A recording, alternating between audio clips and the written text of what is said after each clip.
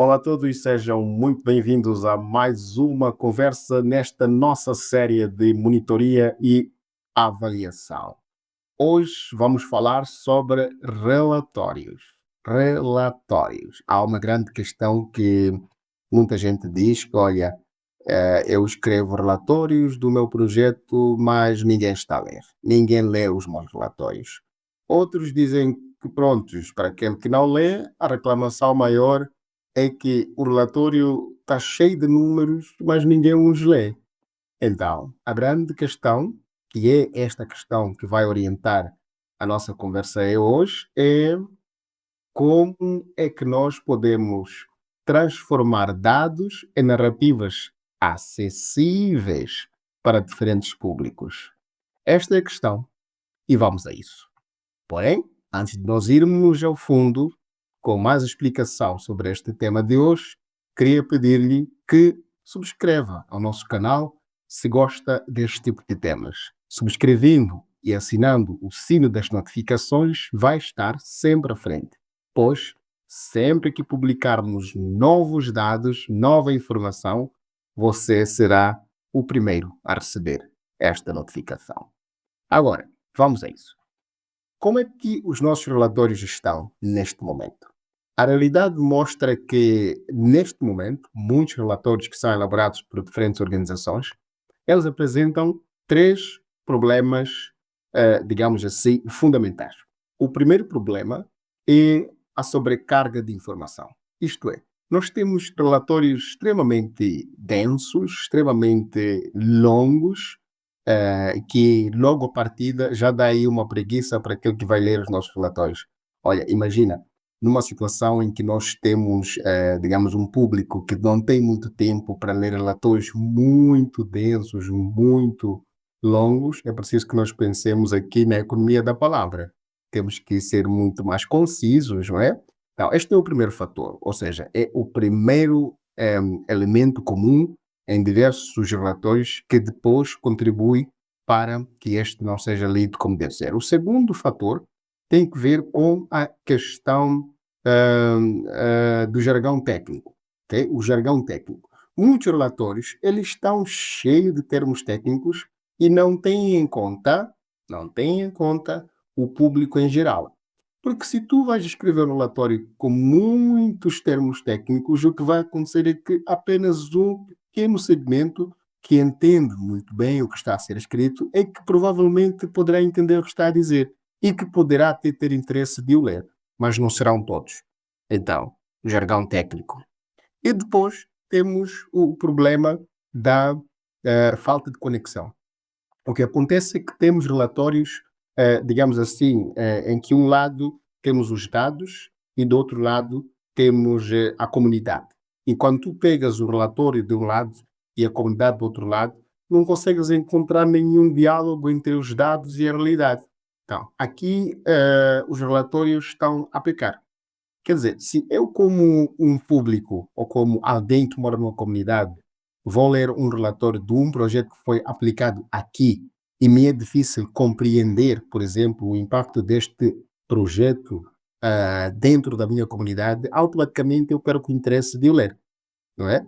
Então, qual é o impacto destes erros técnicos que nós cometemos no nosso relatório? O impacto é que nós vamos ter uma situação de relatórios que de facto não vão ser lidos, e ter relatórios que não estão a passar a informação como deve ser, insights vão ser perdidos e, obviamente, teremos perdido aí a oportunidade de ter comunicado como deve ser o nosso impacto, ok? Agora, com isso dito, é preciso que nós pensemos quais são as possíveis saídas. A primeira saída é que nós temos que dominar a ciência dos dados e o storytelling, ok? Storytelling e a ciência dos dados são, digamos assim, a coluna vertebral que vão fazer o shift da nossa forma de elaborar relatórios para os nossos diferentes públicos. Por que é que nós dissemos isso? Olha, temos aí uma fórmula que achamos extremamente interessante. O nosso entender é que dados mais narrativa mais visualização vai ser igual a impacto. Por que é que isto é assim? Olha, veja o seguinte. quando nós falamos de dados, referimos-nos à seguinte pergunta. A pergunta de o quê? Quando falamos de narrativa, estamos a dizer, ou estamos a pouco a responder à pergunta de e daí? E mais visualização, estamos a querer responder à pergunta de dá para ver? E se nós conjugarmos estes três elementos, nós teremos aqui o impacto. Olha, num exemplo, se por exemplo tu me dizes que o projeto A formou 30 técnicos em matéria, por exemplo, de gestão de água potável, isto para mim é um dado, é uma informação. É o quê? Né? Então, responder o quê? O quê? O projeto formou 30 técnicos em matéria de gestão de água potável. Tudo certo. Mas a questão da narrativa, ela procura responder a pergunta de e daí? E daí significa ir um pouco mais além da simples afirmação de que o projeto formou 30 técnicos em matéria de gestão de água potável. É preciso dizer, traduzir o significado desta formação para estes técnicos. Por isso é que a resposta que procuramos na questão da narrativa é em relação à pergunta e daí? Não é? E depois temos a questão da visualização. A visualização é podemos ver ou é possível ver. Então, você junta estes dois elementos, ok? Os elementos dos dados e a narrativa e a visualização. Então, tudo isto junto vai permitir com que o leitor primeiro tenha, digamos, o entendimento profundo do impacto do projeto e, de alguma forma, sinta-se engajado de ler o seu relatório, justamente porque tem aí, digamos, elementos que cativam a sua atenção, sobretudo o elemento visual. Tá bem? Então, please, por favor, saibam, é importante que nós dominemos a ciência dos dados e a técnica de storytelling. Agora, imagine que já dominamos aqui o storytelling, já dominamos a técnica de, digamos, de ciência dos dados e agora queremos elaborar o nosso relatório. Agora, o que eu posso dizer neste momento é que o relatório ele vai ser, digamos assim, determinado em função dos interesses de cada público, ok? Porque para a mesma informação, nós podemos ter diferentes tipos de relatórios de acordo com o público para o qual nós destinamos aquele relatório específico. Por exemplo, se nós vamos considerar que temos aí 4 públicos, por exemplo, o público das lideranças, nesse caso a liderança do projeto, e temos os gestores do projeto, temos também os doadores e temos aqui o público em geral. Se nós vamos, por exemplo, escrever um relatório para a liderança do projeto, é preciso que nós saibamos que a liderança do projeto, os líderes do projeto, o que lhes preocupa na mente é terem dados que vai lhes permitir tomar uma decisão. Porque a grande questão que eles querem responder é o que é que nós precisamos ou devemos decidir. Então, se vais escrever um relatório para a liderança, esse relatório deverá, digamos assim, focar nas tendências, ok? Nos riscos, nas oportunidades. E se esse relatório focar-se nestas tendências, nos riscos e nas oportunidades, você estará a focar naquilo que são as áreas fundamentais e a dar informação essencial para aquele público específico. Contudo, se for para o público de gestores, nós temos que saber que o gestor quer saber uma outra coisa. O gestor não está preocupado em tomar decisões, etc. O gestor do projeto, ele quer saber o desempenho do projeto. Ele quer saber, ok, os detalhes operacionais do projeto. E se o gestor quer saber esses dois elementos, significa que o seu relatório tem que ser orientado de uma outra forma, não é? Por exemplo, os KPIs, que são os Key Performance Indicators, nesse caso os indicadores-chave de performance, são um dos elementos que um gestor gostaria de ver no relatório do projeto. Então, aí você percebe que se eu vou escrever um relatório para este segmento, eu terei que enquadrar estes elementos aqui. Está bem? Agora, imaginemos que o relatório destina-se para o doador. Aí a história é outra. Se vamos escrever o relatório para o doador, o que o doador quer é fundamentalmente entender até que ponto o fundo que ele está a alocar na sua organização está a ser de facto bem utilizado e se a sua organização será por si só sustentável após a sua retirada. Por isso é que o doador quer saber é o impacto, ok? Aí o doador quer saber o impacto do seu projeto e a sustentabilidade deste teu projeto. Então, você, quando vai escrever o relatório atenção, para o doador, você tem que focar-se exatamente no impacto e na sustentabilidade. As diferentes estratégias de sustentabilidade que o teu projeto tem. Tá bem? O quarto exemplo, se vamos, por exemplo, escrever para o público em geral, o que o público em geral quer saber é o quê? O público quer simplesmente entender a relevância daquele projeto na sua comunidade ou para ele próprio. Aí é por isso que nós temos que responder à pergunta que tem que ver com por que o projeto está a ser implementado na comunidade X.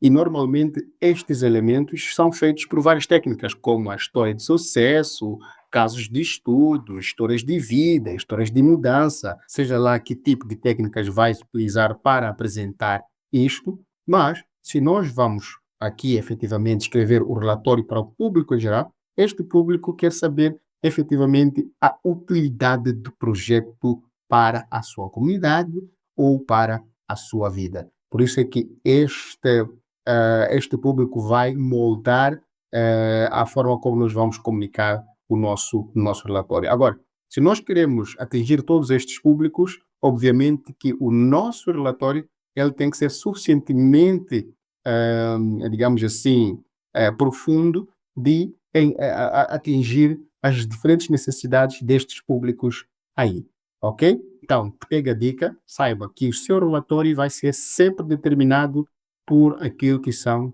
os interesses de cada público. Demos aqui alguns exemplos, pode ser que para o seu caso seja diferente, tá? É uma questão só de vocês sentarem dentro da vossa equipa e verem quem são os vossos principais stakeholders, quem são os vossos principais públicos e com base nisso vocês decidirem como é que vão escrever o vosso relatório de forma que este relatório seja interessante para aquele público específico.